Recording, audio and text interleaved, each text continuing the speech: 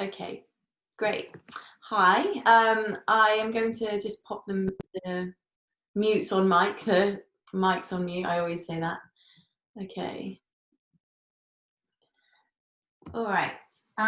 So, hello, good morning. Thank you for joining me.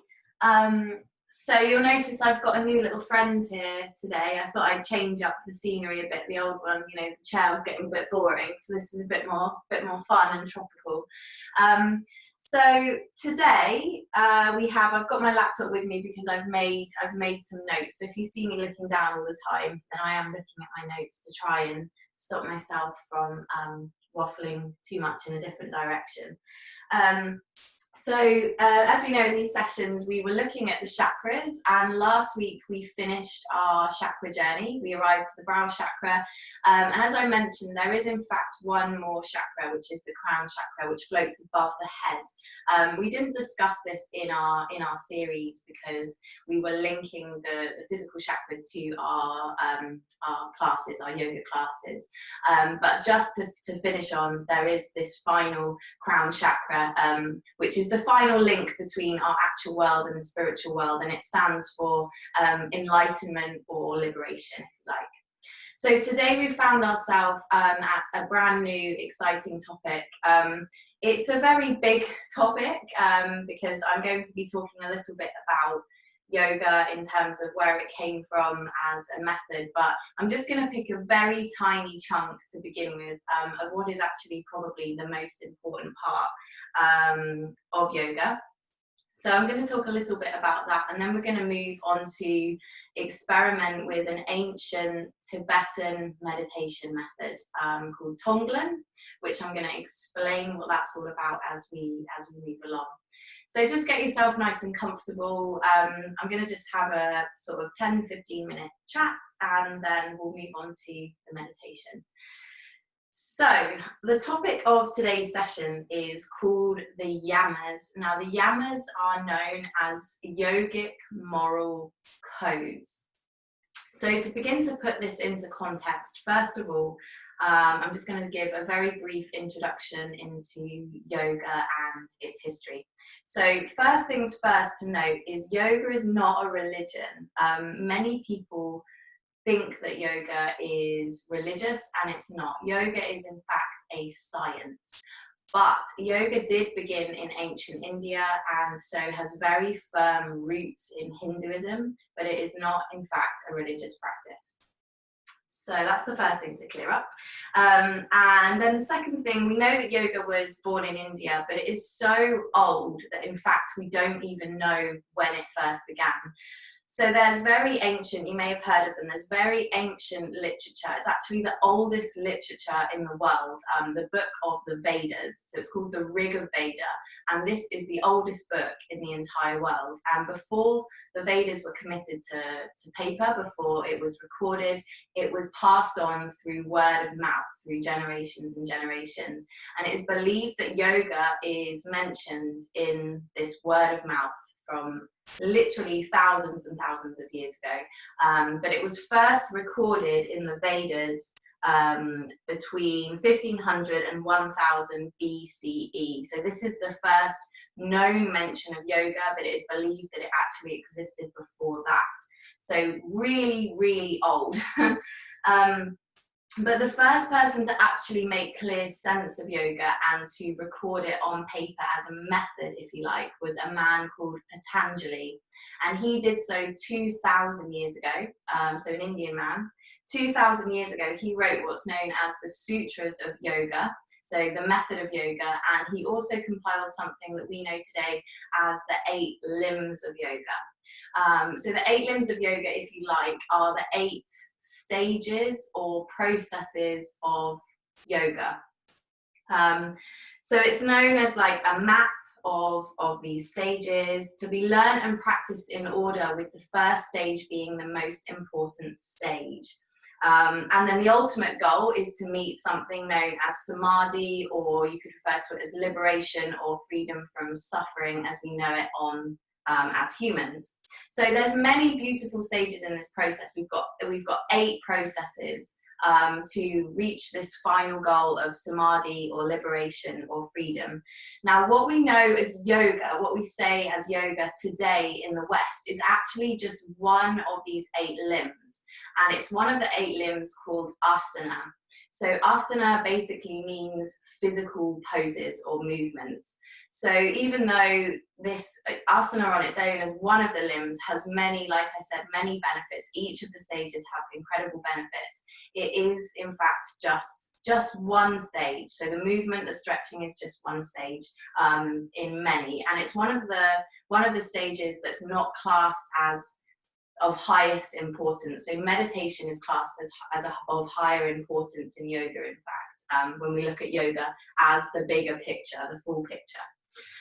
So asana was traditionally used to actually stretch out the body before you come to sit in meditation. So it's allowing you to begin to drop your mind into your physical body, to arrive into your body and stretch out your body so that you can then sit down and meditate without your legs going dead, or you having a sore back. So that was its primary purpose, but we obviously know that it has hundreds of other health benefits physically and mentally. So that is just kind of putting our yoga in the context of the actual kind of bigger yoga. So yoga actually in Sanskrit, so Sanskrit being the ancient Indian language, which again is not religious, but it's just the ancient Indian language, it actually means union. So yoga means the union of body, mind, and spirit or soul. So the first step of these 8 limbs of Patanjali's yoga, as he recorded 2,000 years ago, the first 2 steps are kind of interlinked. They're known as the Yamas and Niyamas, and these are our moral codes of conduct. Now, they're not to be confused with commandments, because as I mentioned before, yoga is not a religion. But it's tricky not to get them confused with that, because it's kind of the clearest way to explain them. But they're more, it's more like suggested moral codes.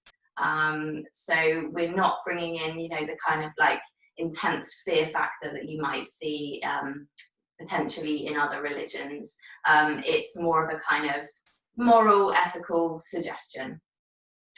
So seeing as these are placed in order of importance, so the 8 limbs are placed in order of importance as to what you need to do to reach further up on the stage of these steps. So this tells us, really exciting, this tells us that to begin on the path of yoga, we don't need a mat, we don't need to be flexible, we don't need to be able to sit and meditate for hours. The first yama, so the first moral code, is called Ahimsa, and this basically means non-violence. So it means to be kind. It means to be a kind, non-violent person, and this is the most important thing to master on the path of yoga. So this is exciting stuff. This is stuff that we can just, begin right here and now. I'm sure many of us are already practicing this anyway. So this set of moral guidelines which make us a kinder person to ourselves, others, and our environment. So there's 5 yamas, so five mini steps in this first step, and the yamas dictate our behavior to those outside of ourselves, so how we should treat other beings, but it also is strongly rooted in firstly how we treat ourselves, because it's believed that when we show ourselves love and compassion, it is then much easier to show others outside of us love and compassion. So ahimsa is the first one, meaning non-violence or non-harming, and it is the basic act of being kind. So this involves avoiding violence and injury with reference to thought, word, and action towards other humans, animals, and plants. So this is how it was kind of originally documented. And this is physical, verbal, but also mental. So you can imagine that over the years, whether you've already thought about this now as I've been talking, or whether it's something that's just come to light, there's an ongoing debate, and it's been going on for many, many years, about becoming vegetarian if you practice yoga. So many people would say that you cannot practice yoga without being vegetarian. And this is a debate that's gone on for a long period of time. Other people argue that they need to look after their bodies. They need certain foods. They need certain energy. So it's a really long-winded debate. But where it becomes even more interesting, when I was doing my research yesterday, is when the Vedas were recorded and they informed Hinduism. So Hinduism began, and Hinduism was based on the Vedas, and Ahimsa was mentioned in the Vedas. So at that time when Hinduism started, the Hindus were technically practicing Ahimsa, but they were still sacrificing animals as part of Hinduism. So this is where Buddhism, and you may have heard of Jainism, or Jains, were born. They disagreed with the Hindus. They thought that the Hindus weren't practicing Ahimsa by still sacrificing animals. So they actually decided that they were going to start their own thing where they were going to be strictly loyal to Ahimsa. So Jainism is built on the principle of Ahimsa. So this first step is so important that this entire religion has been built from it, on Ahimsa. So and the Jains are very strict when it comes to Ahimsa. When I was in India in February, Leo and I went on a tour of a Jainist temple, and we learned all about the processes and the rituals, and it's very ritualistic. It's a very kind of intense religion, where they have to be very self-controlled, to the point that they in effect are vegan. But not only that, they won't kill anything. So they won't even eat plants or grains that aren't self-reproducing. So they won't eat something that would involve the plant dying. They only eat from something that is going to just constantly keep reproducing itself. So, you know, there's certain things like they won't eat honey because they believe that the bees will be harmed. They won't eat any foods that are fermented because they believe that there's organisms that you're going to be harming. And they take it really seriously. It's their most essential duty. And the reason that they do all of this is because they feel that causing any harm to any being will create incredibly bad karma for them. And they want to be freed from what they see as the negative cycle of reincarnation. So they take it incredibly seriously. They don't, people that follow Jainism strictly, they won't even cook or eat after sunset because they believe that the fire or the lamps that they use to cook will attract insects and kill insects. So they take it very seriously, basically. So they don't even eat root vegetables such as potatoes, onions, because tiny life forms are injured when the plant is pulled up, and because the bulb is seen as a living being. So yeah, really, really interesting. And then other things, yeah, they won't eat fermented foods, beer, wine, other alcohols to avoid killing a large number of microorganisms. So yeah, really kind of that sort of states the importance really of this first, you know, taking it to the extreme, of course, this first code, this Yamas code. Okay, so we're going to move on now to a meditation. So we're going to try a Tonglen meditation, which is going to fit really nicely with our theme of Ahimsa, of non-violence. So it's an ancient Tibetan method, and it dates back to the 11th century when leprosy was running rampant in Tibet. And meditation masters from India actually brought over this method in way of they couldn't save people physically, but it was a way to try to allow them to be free from the pain and suffering that they and so many people around them were having mentally. So really like beautiful and powerful meditation practice. And the idea is that you connect with your pain. So rife at the moment here that we see this, you know, there's a big good vibes only attitude and you know, like running away from your pain and running away from your fear, which we know is never ending really. It's a never ending mission to do that. So this instead allows us to, and it tells us, no, see your pain, see the suffering in the world, see how other people are suffering, acknowledge it, let it come forward, don't be afraid of it. And then this process is kind of breathing it in, bringing it forwards, and then letting it go, sending it out as peace. So the idea is we connect and we overcome pain and fear, and we increase in passion inside ourselves to spread to others. So it's a practice of dissolving pain. So we breathe in, we allow another person to relax and find peace, and it is a great practice for those that are ill, dying, or who have just passed. So it could be seen as not particularly cheerful, but I think really powerful and very necessary. So this practice we can do for ourselves, and we can also do it for someone else. So I wanted it to be kind of an open invitation this morning. If there's something that you feel is particularly kind of bothering you at the moment, or something that you're finding particularly difficult yourself, then we can do this practice for you.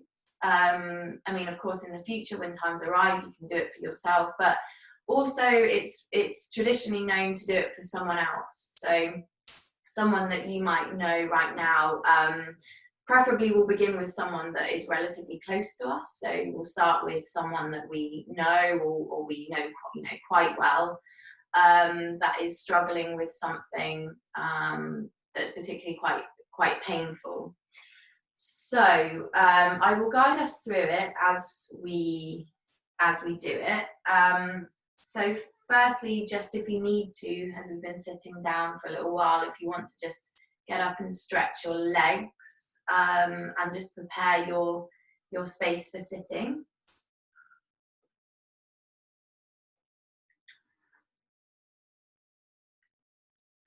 Just find your comfortable seat. Maybe you're using cushions to prop yourself up. Try to find a straight spine, so stacking the head on top of the heart and the heart on top of the hips. If you feel safe and comfortable to do so, just start to close your eyes.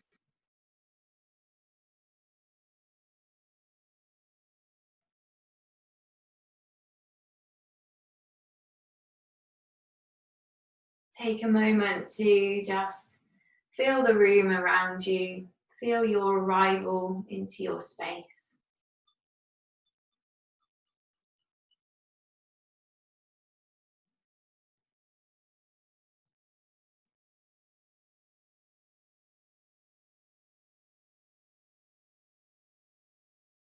Allow your energy to settle.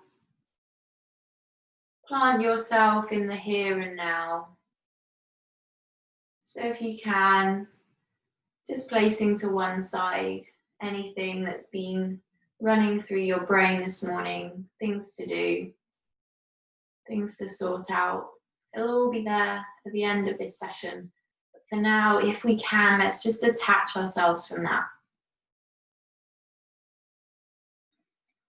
Begin to feel into your body, so start to notice your breath.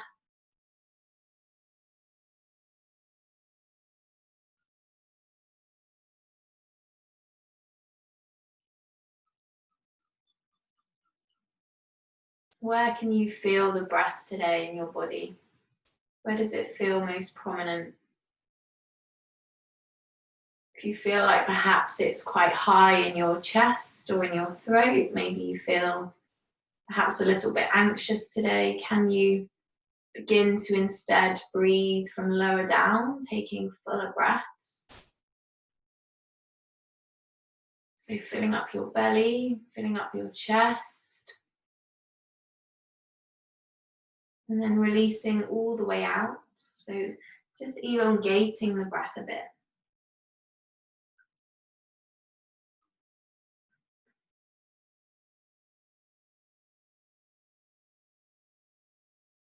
As you breathe in, find space within your body, within your heart. And as you exhale, just imagine yourself releasing any muscular tension. allowing the shoulders to soften.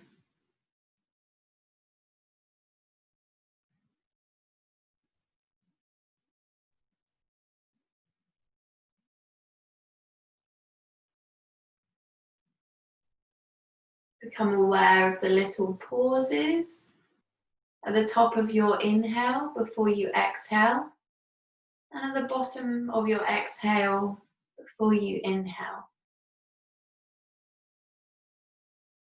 Just natural pauses.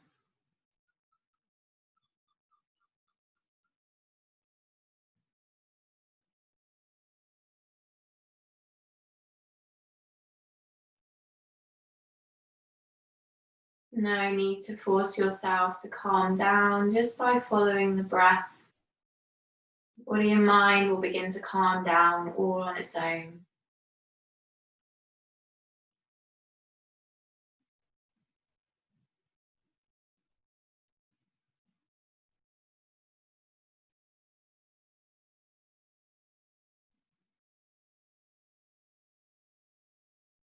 So just take a few more nice deep breaths.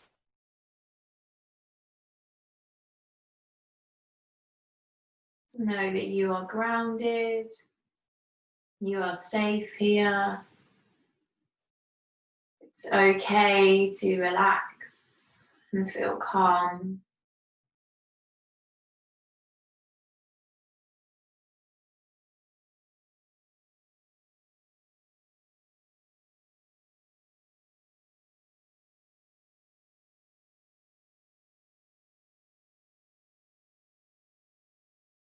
If any time throughout the next few minutes you wish to stop the meditation, you always can. You can just open your eyes. Or if the mind wanders, you can return it to the sound of my voice. Or just returning it to that steady flow of conscious breath.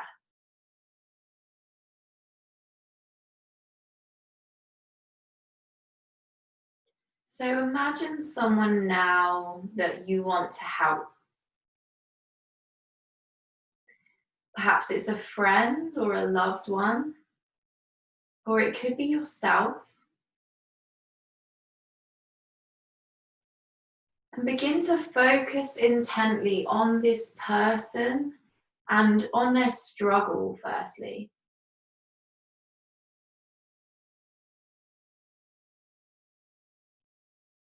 So what is it about them that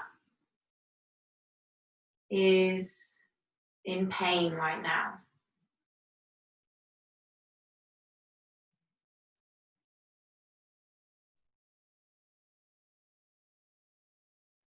So firstly, as we breathe in, begin to focus on the heaviness of their negative energy and of the things that ail them. Imagine yourself breathing in their condition or their suffering. Now, this can be quite hard to do, so it's okay if it feels emotional.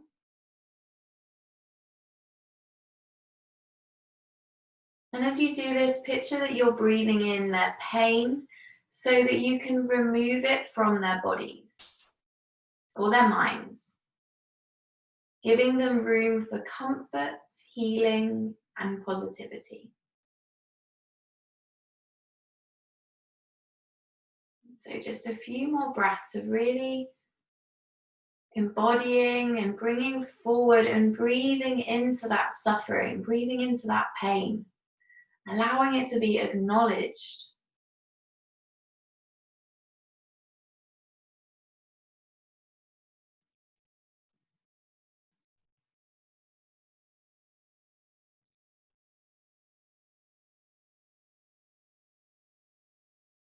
So as we've breathed in this suffering, and we can continue to breathe it in on the inhale for as long as it wants to arrive. But now as we breathe out, we're going to start to breathe out that suffering, whether it's our own, whether it's the person in question. As we breathe out, we breathe happiness and peace back out into the world. So think about what you think would bring them or yourself comfort or joy. So let's start to focus on that now. What would bring them comfort? What would bring them joy? And as you breathe out, breathe that into the world. Imagine that breath traveling to those you want to help and having it fill that empty space with what they need or what you need.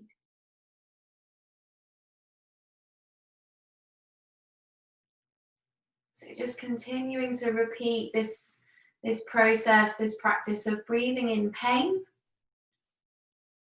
and breathing out peace over again.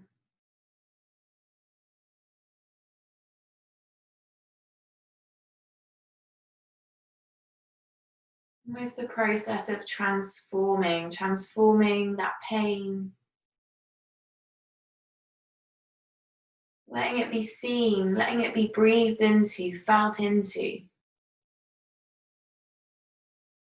And then exhaling it, transforming it into peace.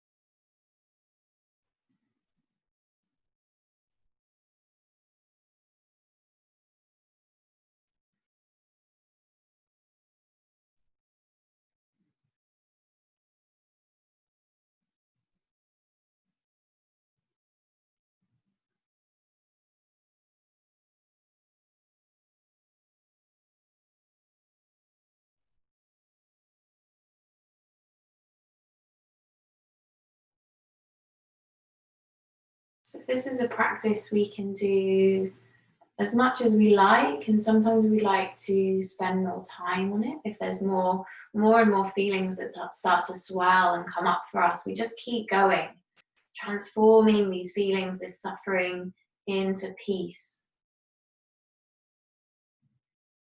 But to close with this meditation we're doing this morning, just now picturing the person, whether it's yourself or someone else, seeing them in front of you and seeing them happy. Maybe they've got a smile on their face, maybe they're doing something that they enjoy, that they find joy from.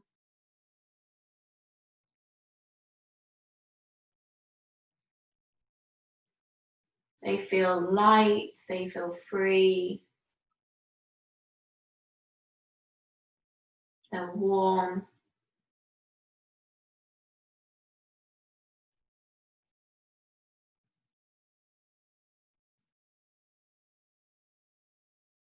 Now just return to your own breath. Take a nice deep breath in and a long breath out. Again, another nice deep breath in. And maybe as you exhale, open your mouth and sigh it out. Another breath in, grabbing a hold of anything that you'd like to let go of. And exhale to let it go. Just allow the breath to return to normal.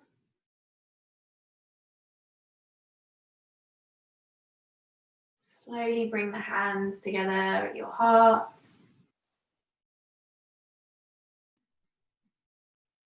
Begin to rub the hands, create some warmth.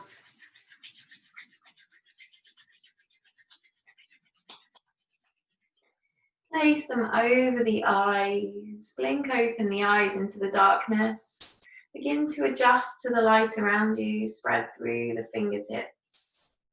And gently release the hands down to the lap. Okay, so that was probably our first Tonglen experience. So very kind of powerful practice. Yeah, it can be quite emotional, but I hope you enjoyed some experimentation with that. So just to finish on a few points about the Tonglen meditation. So one of the most unique things about this is that it can actually help take negative energy and transform it into something more positive. So it's this transformation aspect instead of this kind of pushing away and pushing down all of the time that we often see now in our society. We're afraid of suffering, we're afraid of death, we don't want to look it in the face. So it's great for those that want to overcome negativity, which is why those who practice this art form often use it specifically to handle stress, anxiety, health issues, and pain. And there are even more benefits to this form of meditation for those who want to remove negativity from their lives and find more peace and positivity in the process. Many have found it can increase positive emotions, even though initially you think that it won't, it actually can, because it's this form of acceptance and transformation, and it improves emotional intelligence, helps with low self-esteem, reduces the symptoms of depression, and helps relieve pain and suffering and help people overcome their own fears. Okay, so I'm going to finish there because we're at our time. But thank you so much for joining me. Namaste. If you have any questions or any feedback, feel free to message me. Have a fantastic day in the sunshine, and I hope to see you soon. We're going to be continuing the theme of Ahimsa in our yang, our asana yoga practices throughout the week. So I hope to see you there. Okay, thank you everybody.